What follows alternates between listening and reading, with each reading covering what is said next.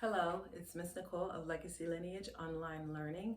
I'm here today because I wanted to take a break between the Mother's Day selection and highlight the fact that in addition to Mother's Day coming up, this is Children's Book Week. I have been using a selection of books that really focus on Mother's Day and the Mother's Day theme. So I wanted to just take a pause here and just talk about children's books and let parents and families know that this is National Children's Book Week. I don't know if it's national, but it's Children's Book Week. And this will be occurring again in November. So I want to take a second and just read a quick little story. Parents, this one is for you, but children, you're more than welcome to join me for the stories. And I also wanted to stop and talk about types of children's books. So before we read the story, I'm just going to highlight types of children's books. Most of them fall under the category of picture books because children are learning a lot from the pictures. There's actually a concept where you can give a child a book or just sit with the child and not even read the words, but just do what's called a picture walk, which just means that the illustrations are there to kind of tell the story to the child. So most of these are picture books, but there are certain types. So we have concept books, concept shapes, potty training. I like this concept book because it's about self-love and liking yourself, kind of a social emotional concept as well. This one will be featured in our upcoming either next week or the week after. This is a concept book and we'll get into this a little further. Then you have what we call picture books. So all picture books like Spot Who Loves School. You can learn a lot from what's just going on in the picture as children, as young readers are looking at these pictures. The pictures are more than likely telling the story. Another example of a picture book. This has a concept because this is about feelings. One of my favorites. And I say that a lot because I have lots of favorites. And then we talk about like wordless books. So I have one example which is not completely wordless. However, there's not words on every page, and it's kind of a predictable book as well because it keeps saying when it does introduce some words, it says the same thing. So as you can see, so we'll look at Goodnight Gorilla. And then it just really, the first word is just basically Goodnight Gorilla. And then for several pages, the children are just using the pictures to kind of see what's happening in the story. Sorry for the reflection that you guys are getting. And again, several of the pictures have no words or very little words at all, like you can see here. And these are awesome for picture walks. You can use the words and building vocabulary to talk about what's happening in pictures and encouraging young children to use their words and talk about what they see and what's going on. So that is an example of a wordless book, but they have some that are just pictures as well.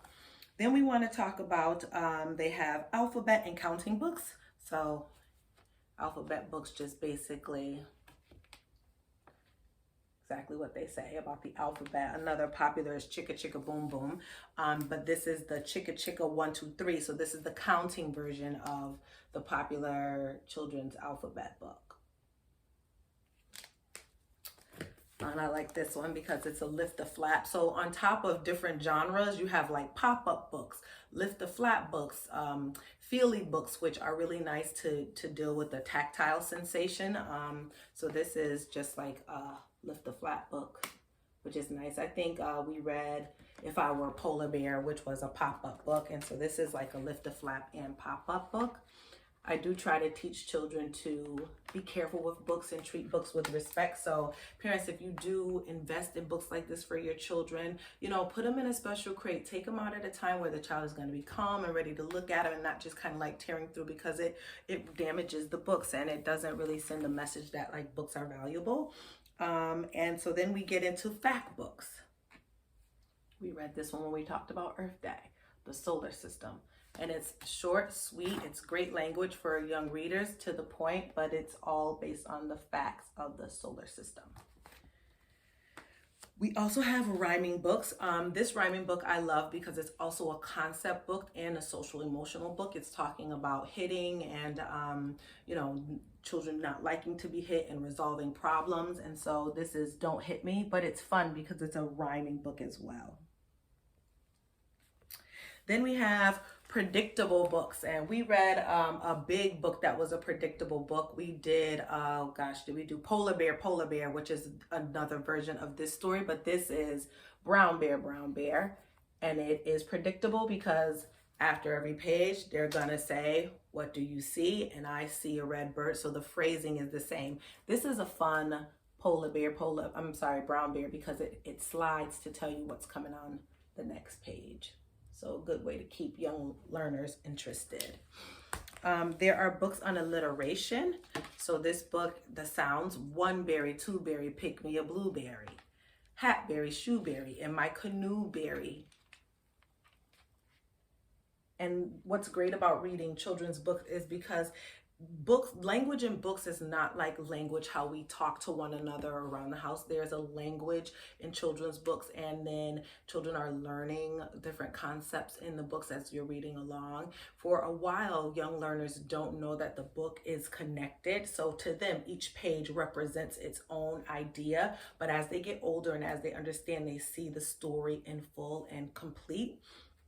And another example of a predictable book is our selection tomorrow for Mother's Day. And I love big books. I think it's a really fun way to change it up for children, to make the pictures huge and big for them, to see the very interesting illustrations. Awesome for just doing a picture walk with them. And this is, again, a predictable book. Rhyming. Okay, I'm sticking with final answer. It's a rhyming book. All right. So lastly, I don't want to keep you too long. This is just another quick pop-up to highlight the fact that it is Children's Book Week, and you can count on me to be here for you, delivering stories for children as we stay safe, stay home, and stay sane. Got a bunch of fun stuff coming up for next week. We're going to be going back into concept and social emotional learning, as I really feel like this is a time where there are a lot of emotions in adults and children as well. There's time to really look at character building and maybe talk about some of the concepts that we don't get to delve in too much with problem solving with young children. We know our lives are so fast paced. A little one could come home and say, hey, this was a problem or whatever, and we're really not able to really get to the gist of it. But books are also a really awesome way to talk about and tackle some of the hard problems that youngsters face. So here we go. Read to your bunny. So parents, this one is for you. Read to your bunny. Come on, kids, you can listen to. I looked through my window, and who did I see? The readers and parents smiling at me. Read to your bunny, in celebration of Children's Book Week by Rosemary Wells. And I've been singing about the front of the book, telling us the title and the author and the illustrator. If you go back and watch some of our Storytime posts, you will find out that information, and I encourage you to do so. Read to your bunny. Read to your bunny often. It's 20 minutes of fun.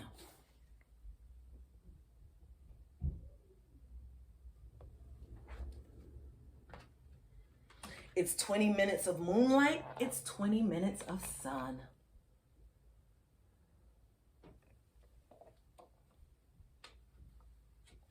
"20 old favorite minutes, 20 minutes brand new."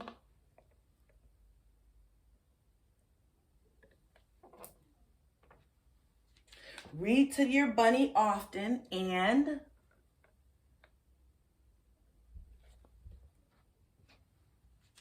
your bunny will read to you.